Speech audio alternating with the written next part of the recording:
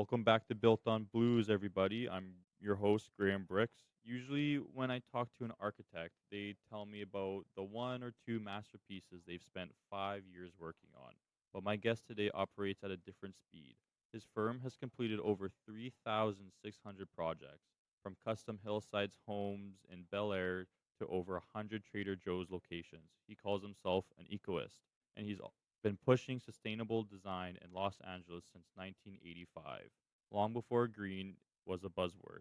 I've got Jim Heimler from James Heimler Architect Inc. in the studio. Jim, welcome to the show. Hello there. How are you doing? Good. Out here to Awesome. help those I can. Yeah, that's awesome. Thank you so much for coming on, taking time out of your day. You got lots of questions. To start, I want to go back to 1985 when you first filed the corporation. Today, every architect slaps the LEED certificate sticker on their website. But back in the 80s, sustainable design wasn't actually a hot seller. Did you start the firm with the Ecoist mission from day one? And did you have to fight clients to accept it, or did the market eventually catch up to you? I don't tend to track the market that way. So for me, the greening started as a kid. I grew up in a hillside in Hollywood, and so we got dropped off at campaign headquarters for being babysat. So I started that. So when I started in greening things and getting beyond the political, one of the first bigger things I did is I lived in Santa Monica, and me and three other folks started, this about in the late 70s, the first government-sponsored recycling center. And then that went citywide, statewide, and worldwide. And that was just hadn't been going on before that. But I've always thought every step, every breath counts. From even when I was a kid, we used to even vote on cutting trees. We had a neighborhood vote on whether we can cut a branch. It wasn't didn't need a government association to tell us if we had to put our heart into it.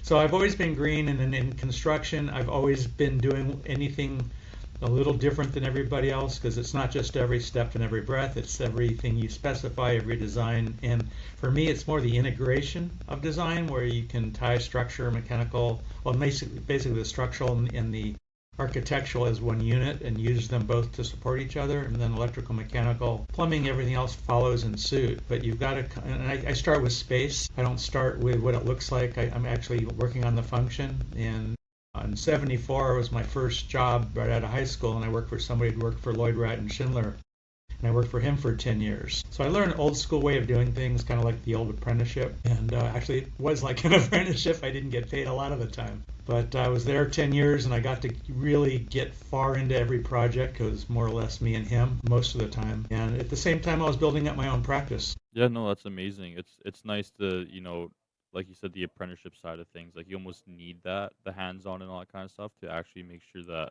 you know the ins and outs of absolutely everything. Like not a lot of people probably think about the electrical side of things, or all of this, like the plumbing, or most of the not little, but the majority of the big things actually when it comes to building a house. And the architect just wants to look at the design and like how make it look fancy. Like you actually know everything that comes into building a home from start to finish. You've done everything from the Shepherd of Hills mega church expansion to industrial warehouses. Most architecture firms stay small, maybe 2 or 3 people. When you started hitting that 1,000 project mark, what was the biggest operational wall that you hit? Was it the sheer volume of paperwork, or was it managing the creative burnout of your team? The hardest part, I got up over 30 people at one point, and a lot of architects in that crowd, a lot of architects. And since I work on everything, the biggest hurdle is the ups and the downs. It takes, at least for my kind of firm where we're doing everything, and I really care about every inch and every breath and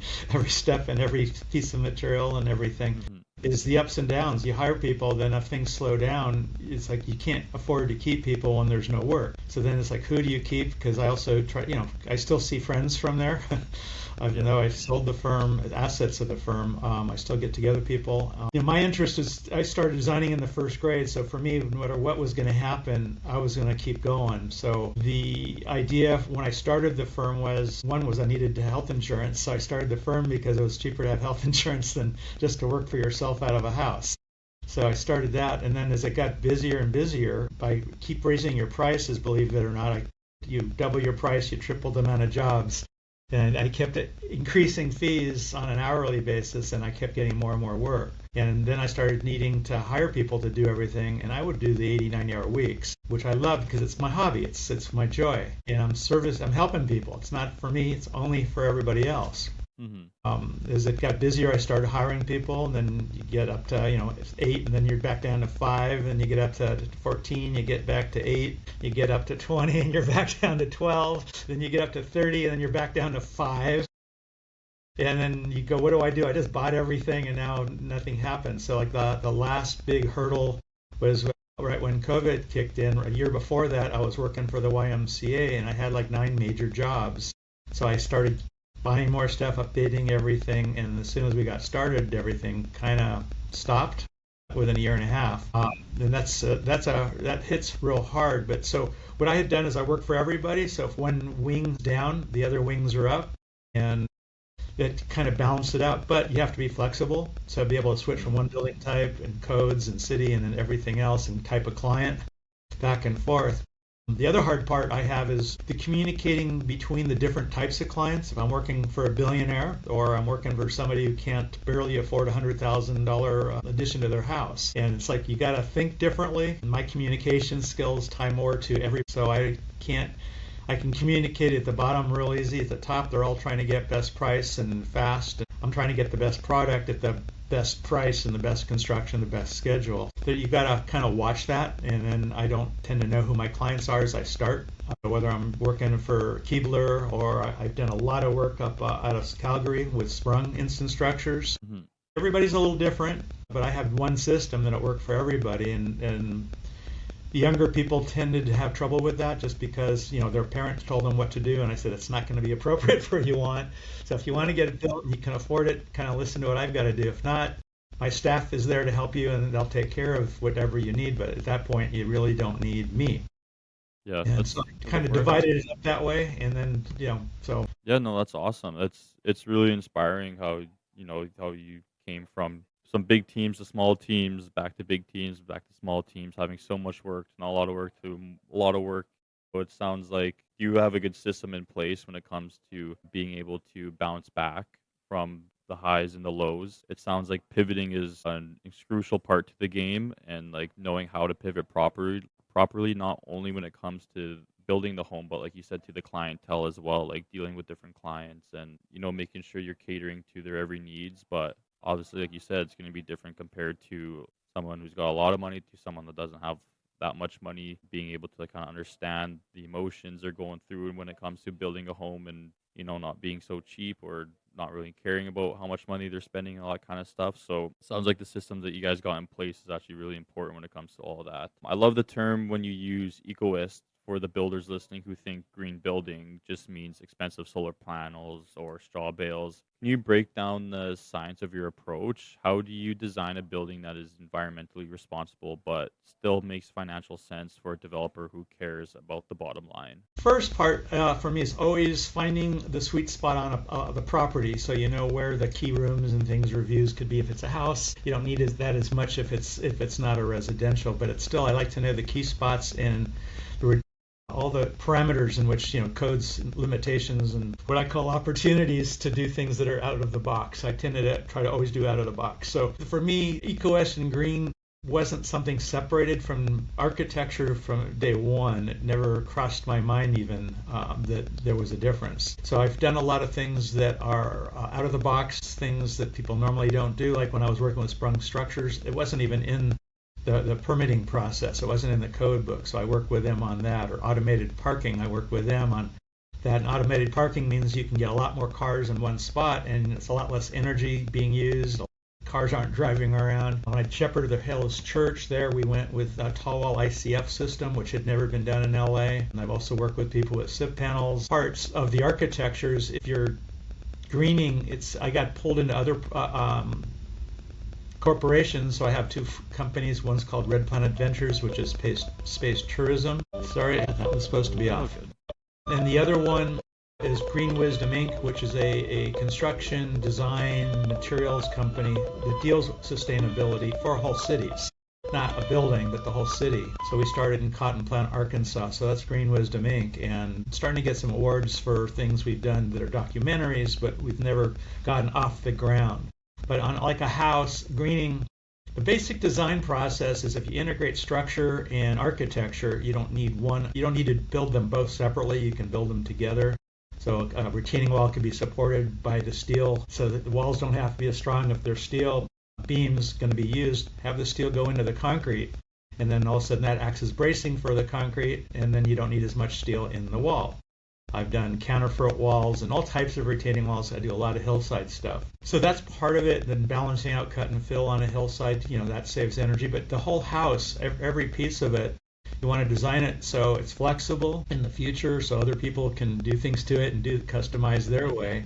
Although my projects, people like the customization I've already done. They don't tend to get remodeled even 20, 30 years later, including retail centers, which I'm always surprised. Yeah. So the integration starts with the guts of the building. It's the bigger parts. I'm into volume and space and light and air and what you can see and pitch ceiling versus a flat ceiling. I mean, all that really counts. And so every square foot is used not just by itself, it might be doubling for something else. So you might have a 4-foot pop out and that becomes an office nook. You don't need a whole room. But I integrate all that from program, everything through it. And you can have windows or openings throughout the house to bring light from room to room to room. Also, so that brings more natural light in. I'm always looking at the trees, the landscaping, the neighborhood, because if you don't do that, you're missing opportunities. And if you're going to build a nice house and next door they're going to put up a box, you probably want to talk the people out of doing a nice house. And that's the other part of it. I'll talk about probably close to half the clients I could have had out of hiring me, just because I didn't think it was appropriate for them to do what they wanted to do themselves. They were the wrong type of client for the job, or they were too old and it was going to be a 20-year project. Yeah, why waste my time helping them? I'll get paid, but that's not, the business wasn't to get paid. It was to actually service people's needs and wants and dreams and everything else. And that's what it was always about. So for me, the countertop or the cabinet, I can get into every detail and groove and the type of glue, but the bigger pieces are the whole, the bigger, the outside, the integration, how you use the property, how you store water on site. Do you have trees shading the property, not shading the property? What time of year? What happens when there's global warming? Assuming there is, and it's colder and hotter, and there's more water and less water. Is that all planned into the design so you don't have to, mess up the whole property when something happens? Even for fire, sometimes you do things that are much more fire resistant than other times. But all of that, it's how much material, the embodied energy that goes into a building, including where people have to drive from. I mean, the construction crew, where are they coming from to do a project? If they're driving 50 miles round trip twice a day to come to the site and you're trying to save that kind of fuel and energy on your own property, you really didn't save anything. You went local helps. When I was working out in Canada, I was working on affordable housing, getting people off the streets, and we came up with a system out of Canada that was a panelized system that they could bring a whole house down on a flatbed and build it. And if they were doing a whole bunch, they would just open up a plant down here. And obviously, I would say open up the plant down here because now you're not driving very far, and then you can take off from there. So for me, it's knowing, putting in the amount of energy, amount of time into each level of the design that will get the most bang for a buck sustainably, but also in practical worlds. And I'm very practical. I don't want to do something that's not going to be effective and just be green for the sake of being green, because then it's really not green.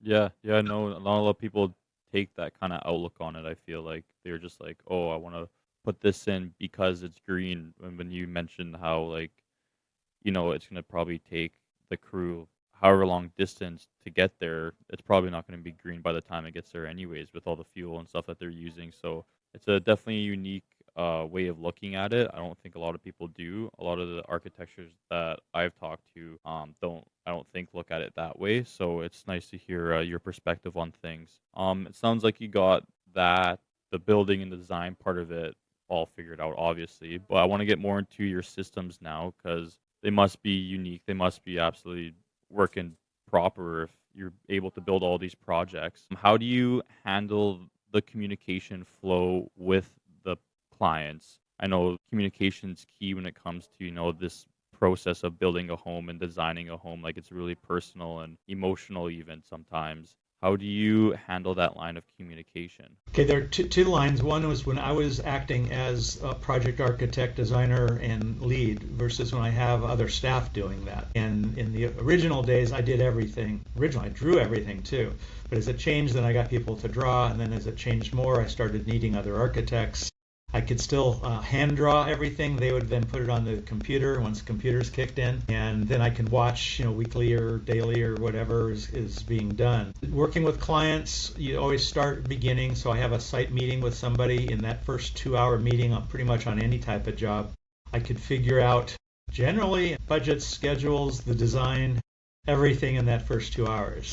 And then I would then have my notes, which are written while I'm doing the meeting, and then take it back to the office. And from there, we have charts, graphs, all sorts of control mechanisms so everybody on staff can track it. So when it was just me, I would you meet at the schematic beginning, end of schematic, end of design development, construction documents, depending on how detailed the drawings were going to be, and then a whole lot of meetings with the cities, counties, states, at one point even federal for me, because I also worked on some casinos for Apache. So it's kind of layered. I always tell everybody it's kind of like an artichoke. You've got the outer layers and the next layer and the next layer and the next layer. I'm always dreaming of the inside, but I'm controlling the meeting, so we're only dealing with the big ticket items at the beginning. And I'm asking key questions. I'm trying to throw people off so I can understand what they really want, because I was real good at not listening to what people were saying. I was listening to what they wanted, because if you're not the professional, you really don't know how to say or what you want. You just, I want one of those, I want one of those, I want one of those. You have no idea how it affects the whole design. And so I would kind of verbally walk through and the highs, the lows, the good, the bad, the uglies of every step of the way. I mean, when I first started, even with the master bedrooms, I would ask the husband and wives what side of the bed they were on. I want to know which one wanted to get there quicker, so I might have to flip the whole house because the bed in the bathroom might be at a different spot. And I would actually count out how many turns and how many steps it took to get from a bedroom to a bathroom. And I stopped doing that later on just because there's so many other questions and you only get so much time. But I mean, that's the level of detail I would be into. And the 3,600, I actually did over somewhere between 30 and 35,000 agreements. And that would be an agreement that's expanding a job, or it would be the jobs themselves. So I had to manage all that. And for a while, we were doing proposals on close to 120 projects per year. Toward the end, it was more in the 60, 80 that would actually get done, which is a lot. When I talk to other architects, they're thrilled when they get anywhere from 3 to 5 or 10 jobs a year. But I was too defensive. I wanted to have enough jobs that covers all bases in case one drops out. I still had other jobs, and I have a lot of energy, and so I could actually do 6 meetings in a day. But the communication was, I would start with it, or one of my staff architects toward the later years would start with it, and then you just track it the same way. You're just tracking the job one step at a time, making sure everybody's on the same plane, same boat, same everything. So when you go to the next step, almost never did we have to back up. The only times we actually backed up when people changing their program. We got more money, and now we want you to do more stuff. So we did like radio station, TV station, recording, blue room, green room, for a school. Yeah. That was pretty neat. It was really custom, and it was the first pretty much of its type. So it didn't a massive amount of cost. And then when you're doing new types of projects that you haven't done, pricing them out is always kind of interesting. And so I was doing a pharmacy for one of the large hospitals one time, and we bid that. I had no idea. It's 2,000 square feet, but when we came up with our price, it was like $136,000 on architecture, and it's like for 2,000 feet. I call people, other architects, and they go, "Oh yes, that's the number we would have used." And I'm going, "That's insane." Yeah. But it's that technical where the time gets spent. So I was always studying, always reading magazine, good architecture, terrible architecture, everything in the middle I really don't care about. I volunteer a lot when I was, and so the other parts of it I volunteered for Link Housing. It's an affordable housing developer, and I ended up there 14 years. I was chairman at one point. We were probably the fourth largest in California. And so when you're going through a bad time, then you're learning, getting like a grand bachelor, or you're actually getting a doctorate in business management through, and then people on the board were all government people pretty much. So I'm learning how to, hold the tide, not worry as much, and things will get better. And so you learn to drive the ship, steer the ship in a way that, it works. It never didn't work. It always worked. And then you also, always watching liability insurance and talking to the insurance agents and finding out what's new out there and how other people are doing, so you can get a good feel of what's going on in the industry. I never felt I was competing with people, though. If this was our price, that was our price. I wasn't ever trying to lowball a price just to get a job, because that's always dangerous for everybody. Yeah, no, that's true. I would say the architecture industry is getting hit really hard with AI right now, with mid-journey rendering tools, etc. Are you personally using any AI to help with the creative side, or are you looking at AI with more like a business side of things, like automating the zoning research or client onboarding so you can focus on the actual design? I have brainstormed with other architects using AI, where we would actually come up with sets of plans for different style buildings. So basically, you say, I want mid-century modern, or I want Victorian, or whatever I want. It would be there as a preset thing, and then you could pick and choose right out of that. I've also looked at the concrete 3D printing projects, and I don't backed away from that because the flexibility is kind of shot. Yeah. And I kind of like working more local, even though I've worked kind of from China to, Washington. Mm-hmm. The last place I was at was Bellingham, Washington, not too far from you. Yeah. And Fort Townsend and that whole area. So with AI, I looked at it. I am more hands-on paper kind of guy. So I had 30 systems, and we got into hiring people for renderings. We got into, the people who bought us got into the scanning for existing facilities. When it came to presentations, if somebody needed 3D to see what the building actually looked like, and you do a walkthrough inside, outside, I did not see any change. If people could not see it on 2D with me explaining it, it did not help them to feel seeing it on the computer. Yeah. But the computer obviously works great. I think with AI, what I'm hoping for is the design programs will get simpler. And I'll give you an example. I do a lot of free speaking. And I was talking to a woman through Boys and Girls Club in high school, and she was saying, I want to be an architect, but I haven't seen anything new going up that has any heart or soul. And I told her she'd make a great architect because she could feel that. And you can see a building that's been designed by a computer, because you only get so much time to do a project. And the computer, you've got to spend time, pushing the buttons and remembering this and remembering that. Whereas if you're designing on paper, you see it all in one shot. And you can feel you can feel the grain of the project while you draw it, but you can't go back that way. We're moving to the future. So I'm hoping AI will cross that divide where you don't need to think as much. When I first started out, I always wanted a rattan chair hanging from the ceiling that had nodes that would go into my head, and then what I was thinking would get drawn for me. Yeah. And I think AI isn't going to get that far away from that. I think AI is going to simplify the design process. On the other hand, I get clients who are artists. They learn a design program and design their whole house inside and out in 3D in one day. And I can't find an architect who's going to learn a program in it and draw a site plan in one day. But I can see people who are real good artists, they can see that already, and they can move right into it. So I'm hoping between the hand drawing thought process and the old drawing on CAD or Revit or whatever program moving into AI, I think AI is going to simplify the two of those, because originally everybody thought Autodesk, the AutoCAD and Revit would combine and become one, but they're different. They're totally different base frames. They don't combine. And you can see I've studied it. I can't say I draw very well on any of it. I can draw faster by hand. Yeah.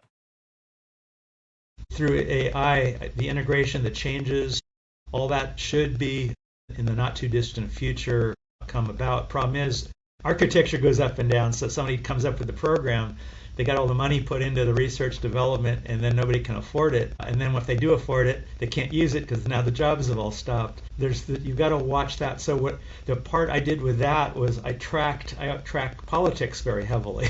In the politics, not just of who's in the government, what's running, and all that kind of stuff, but where do I see the economy going based on what I believe is happening going to happen to the economy, and what areas are going to open up, which ones are going to close down. And I've really been good at guessing and adjusting to that ahead of time. So even with COVID, before we were supposed to be working from home, I had everybody's computers and everything up ready in their houses. I'm very proactive, and I'll put in the energy even today to set that part up. And so, so that's why I think AI has got a huge opportunity, but the pieces have to be designed so they are easy to work with, so people can spend their time designing for the client as opposed to the technical part of memorizing, I got to hit this button, I got to do this. And for me, the hardest part on all of that was everything I do is different. So it's not like I'm doing an industrial building, 50 times, and each one has a slight change. In our case, almost every project was a major change. So you're really starting from scratch each time. And with AI, you will be able to integrate more of those things easier. Even on Revit, they were saying it's quicker to redraw a section every time than it was to use the same section for each house and modify lengths and sizes and things like that. So that's what my hope is on AI. And then obviously with the business side, if it could take care of the taxes and the business and all that kind of stuff, it would be way easier. Yeah. I did work with a city plan supervisor, and he himself privately had set up a code system where on his program you could actually do a code check. And the problem is it's for standard stuff, and I'm always pushing the limits. So everything means you got to look through every book and find the gray areas. And that's the other piece of the pie. For me, I like doing puzzles and maximizing clients' opportunities, especially when they don't cost anything. So you got to know where the codes are, where the gray areas are. So I started doing lots of things that nobody had done, so much so the city building plan checkers after the earthquakes out here would hire me and refer me. And as of all the architects they run into, I was the one, and city planners would say if they weren't working for the government, they'd love to work for me because I was the only one in the whole city asking the questions that I was asking and getting to do what I wanted to do. And so I like thinking globally and seeing the whole picture so I can take advantage of the more opportunities that are out there, whether it's for any type of project, there's always something you can always do. And even on a simple project, I always wanted to do something cool, even if it's just normal stuff, you can still always add one or two things in there that are special that people go, God, that was so much worth it. Yeah, and it almost adds a uniqueness to it and a little bit of your personality to it, I bet, as well. Hopefully it's their personality, but yeah, it's probably more me. Yeah, fair enough. But yeah, no, I agree when it comes to AI and using it to almost I think it does help with a lot of things, especially bringing ideas to life. I think that it's really good at doing that when, maybe you're not knowing exactly, you're sure of something, but you're not exactly how to put it. You can ask AI and it'll render you maybe a few ideas, be like, oh, maybe was this what you're thinking about? I think it's really good at almost pinpointing ideas and bringing them to life. I feel like in the architecture world that it's probably really useful that way, or just kind of like you mentioned before, almost taking a picture of a room and then seeing different designs through it and all that kind of stuff, or different textures of the wall or anything like that. I think it's really good of just giving you an idea of what things could possibly look like. Last one here for the young architecture student listening who wants to do meaningful green work but is scared they'll just end up drawing parking lots for 20 years. What is the one skill they need to learn outside of design, maybe business or sales, or to actually have the freedom to build whatever they want? Question. The way I started was I was getting small additions to homes, and then my family had apartment buildings, so I started doing facelifts to apartment buildings, and so that got me into the commercial world. I was doing the residential world from new to additional models, and that started to expand. Each thing fed to the next thing, but then as you start doing that and I want more work, I started talking to people and calling people and introducing myself to neighbors. To me, were the yellow pages, or just calling everybody. Just call everybody and meet people and join every group you can join. I was already in lots of groups, a lot of more political, environmental groups since the 70s. When they started, everything the day they started. So by having the wide breadth, I would then be able to talk more and get more comfortable in my own shoes, because confidence is going to be everything. If you're confident, people will pay you a lot more, and they'll probably hire you a lot more, because whether you are or not, they see the confidence and then the trust is there. So being able to communicate to whatever type clients you're trying to chase, then that's a bigger thing than I ever thought. And then having confidence to talk to people, and then getting yourself volunteering places, people then see that you're out there, and as part of the community, working for the community, whether it be environmental or anything else. In the end, it doesn't make a difference. In my case, I went to every green fair I could find and every green tour, and I got to meet people, which has helped me a lot later on. Because people, as they get older, they start remembering who you are. Yeah. You're young, you're not looking to team up. As you get older, you want, who am I going to refer this to? Who can help me with this? That kind of stuff. That came in real handy. And then knowing what codes are about, what each city is about, what the neighborhoods are about when you go into a neighborhood. So you talk to a client, you have something to say. It's not just talking to them, it's what are you going to say. To me, it's always be real, always be yourself. My dad got me once into a high-rise office building. And this is when I was probably in my early 20s, to meet the owner of this brand new huge building. And I went upstairs, and his first comment was, "How do you like the building?" And my first comment was, "I guess I could have made it a lot better." Yeah. Obviously, he didn't talk to me after that much, but that's how I felt. And so I stayed that way no matter what. I've never tried to pretend to be something I'm not. And then working with the codes, being flexible, understanding the codes, understanding what they mean. What are they about? They're just not a law. Where do they come from? That way you can work with them. Design is critical, obviously, but if you've got imagination and passion, and I'll use those two words one more time, imagination and passion. I've heard that over and over and over. I mean, this has been my hobby since first grade, probably before that, but I started drawing in the first grade. Yeah. But I've heard that from clients who've never met me. You love what you're doing. You love what you're doing. How did you know you were going to love what you were doing? It's been in me for always. For me, it's intuitive. And when I'm designing, I design in my sleep. I draw awake. But everything is designed and plan checked in my sleep.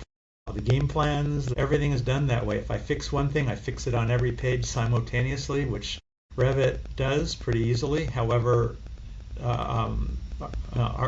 AutoCAD doesn't. You got to go one page at a time, one note at a time. And I go, if I'm changing it from the specs all the way through every little drawing and every detail. When I started out, I drew everything. I drew every detail. I left nothing to anybody's whim. I made sure there were no corrections ahead of the time before I went into plan check. I usually fought every plan check correction, and I won almost every time. At some point, the plan checkers in LA didn't want to even check my plans. I said, you have to. It's the law. But they didn't like getting chewed out for giving me corrections that I was going to fight. Because if I drew it, I knew it was right. It's not like, I felt like drawing it. I knew it was right. From environmental, from all perspectives. But knowing what's most important. Don't get into the details. Until you know the overall is working out real well. Make sure the client understands what you're doing. Out of all my jobs, we've had 3 lawsuits, and none of them had anything to do with me, but you get brought in anyway. And then in my case, I would fight them as long as I could, where everybody else would fold. You want the experiences. If you're not willing to put up a good fight, you're going to get weaker. You want to stay strong, whether you're playing hockey or tennis. You got to stay strong. And I used to tell everybody, when you get out into the field, it's like being a knight of the round table. You're putting on your gear.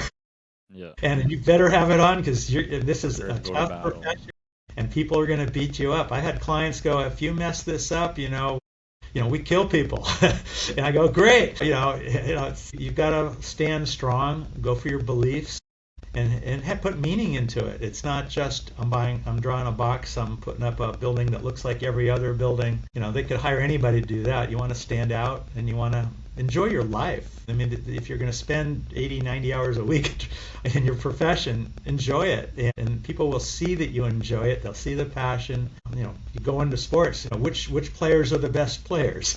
You could see the energy and. Yeah, the excitement that they bring and all that kind of stuff. Always talking about what they do, they love it and everything like that. And clients love that. But really listen to what they need to meet their requirements, not the words they're using to say it. I'll have a husband wife say, you're no way going to come close to getting us both happy.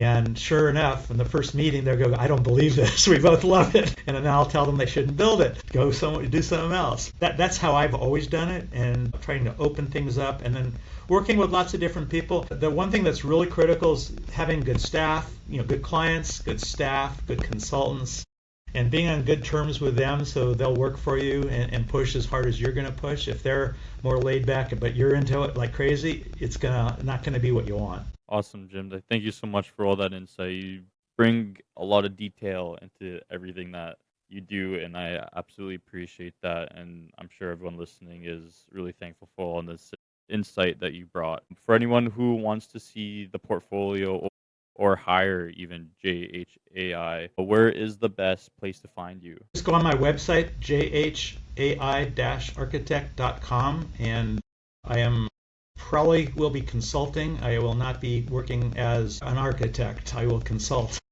Yeah. And help people get in the right direction. That seems to be the most important thing. And I've been brought in to huge jobs where it was just to help make sure the other architects were heading in the right direction. But and I would just say, peace to everybody.